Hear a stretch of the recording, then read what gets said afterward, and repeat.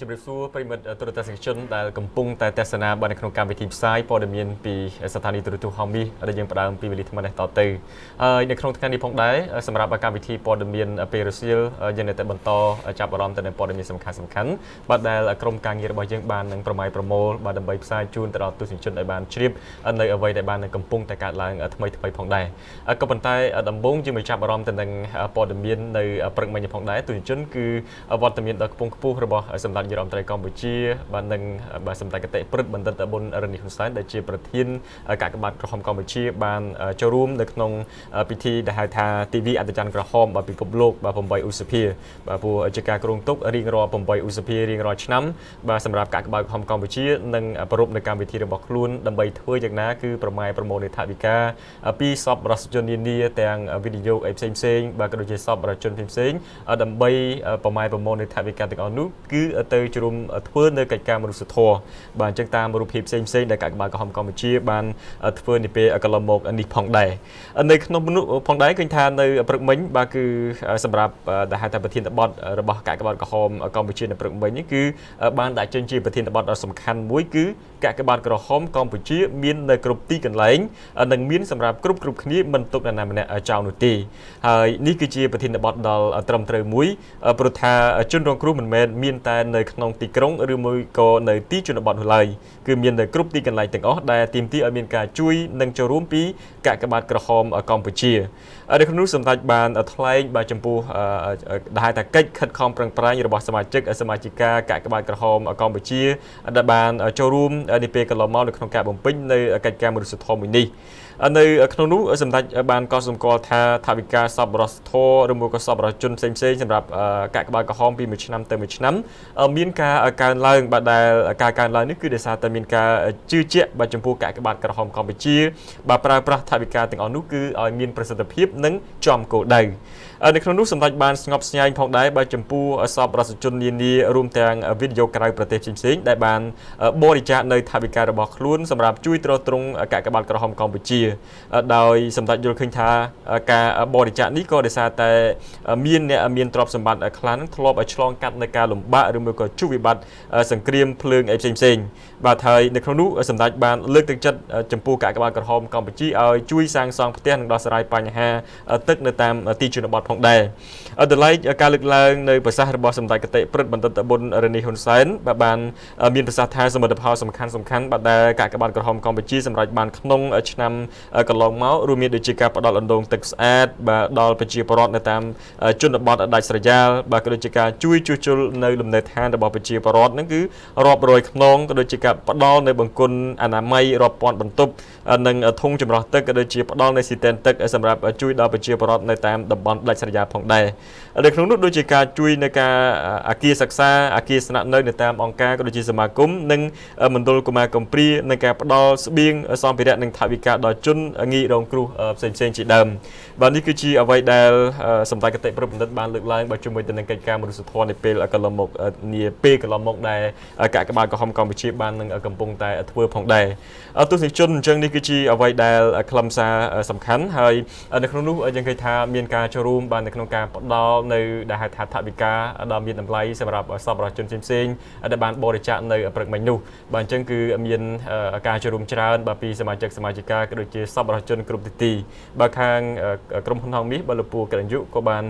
ចូលរួមជារាជការរៀងរាល់ឆ្នាំបាទគឺឧបត្ថម្ភបាននៅថវិកាទៅតាមអ្វីដែលក្រុមហ៊ុនយើងទទួលបានអញ្ចឹងគឺទៅតាមសមត្ថភាពបាទអញ្ចឹងបើ sponsor ចូលមកច្រើនអញ្ចឹងទៅយើងក៏ចូលរួមកិច្ចការមនុស្សធម៌នឹងច្រើនដែរទៅបាទអញ្ចឹងនេះគឺជាការចូលរួមបាទតារាចម្រៀងប្រចាំនៅហងមាស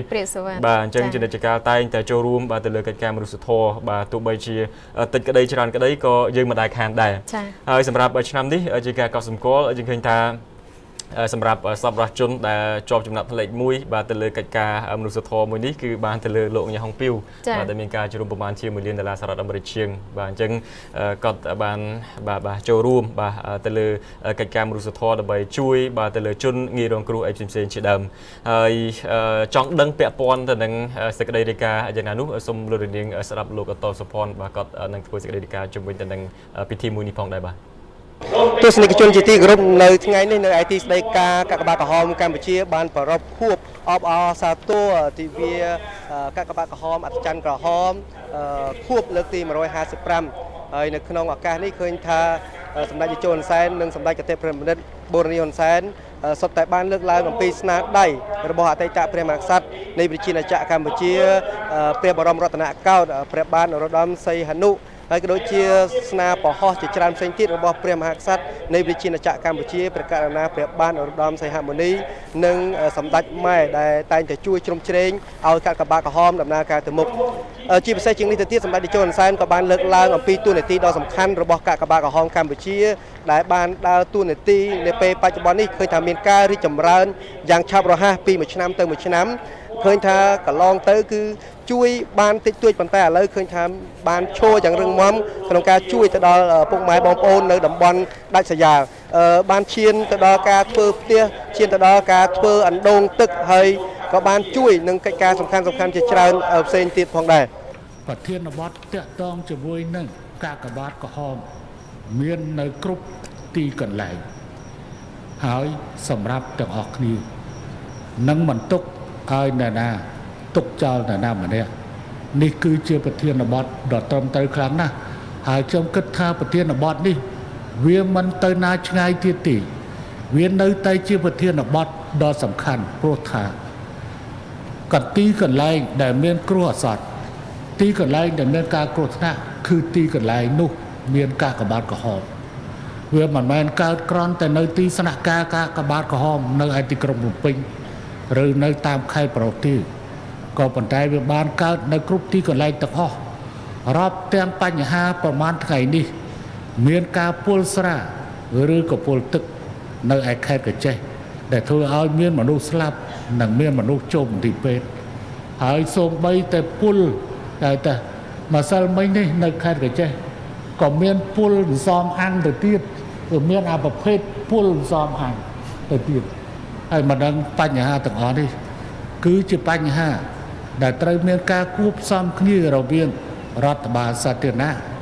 ជាមួយនឹងជំនួយការឲ្យអាជ្ញាធរសាធារណៈក្នុងវិស័យមនុស្សធម៌គឺកាកបាទក្រហមកម្ពុជានាយករដ្ឋមន្ត្រីនៃវិជាណាចក្រកម្ពុជាសម្ដេចតេជោហ៊ុនសែនក៏បានលើកឡើងអំពីតួនាទីដ៏សំខាន់របស់កាកបាទក្រហមកម្ពុជាដែលមិនអាចកាត់ចេញបានព្រោះថាកាកបាទក្រហមកម្ពុជាតែងតែជួយកិច្ចការសំខាន់ដូចជាគ្រោះមហន្តរាយនិងជួយទៅដល់អ្នកដែលខ្វះខាតពិតប្រាកដហើយកន្លងទៅថ្មីនេះតាក់ទងនឹងករណីពុលស្រាពុលទឹកនិងពុលចំណីអាហារក៏កាកបាទក្រហមកម្ពុជាបានឆ្លើយតបយ៉ាងឆាប់រហ័សផងដែរដូច្នេះសម្ដេចតេជោហ៊ុនសែនជំរុញឲ្យកាកបាទក្រហមកម្ពុជានៅតែបន្តសកម្មភាពមនុស្សធម៌របស់ខ្លួនបន្ថែមទៀតដើម្បីជួយទៅដល់ជនដែលងាយរងគ្រោះសូមជម្រាបថាកាកបាទក្រហមកម្ពុជា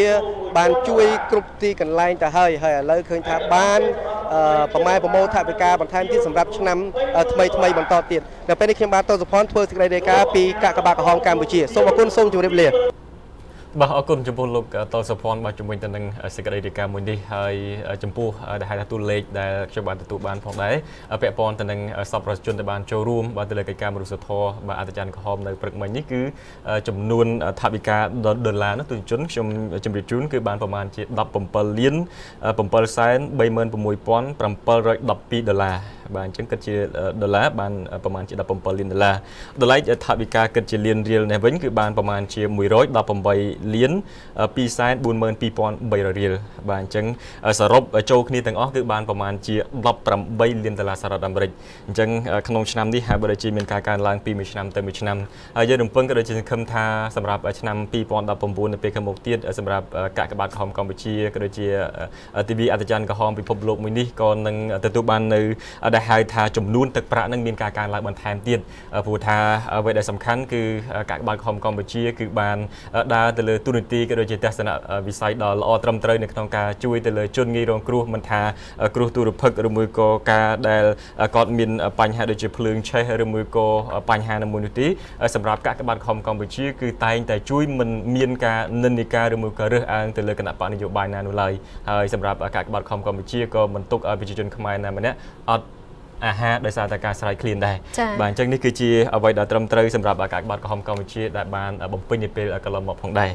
អរគុណអញ្ចឹងខ្ញុំសូមសង្ខេបខ្លីត្រឹមតែប៉ុណ្ណេះបាទជំវិញទៅនឹងដែលហៅថា TV អត្តច័ន្ទក្រហមពិភពលោកបាទសម្រាប់ឆ្នាំ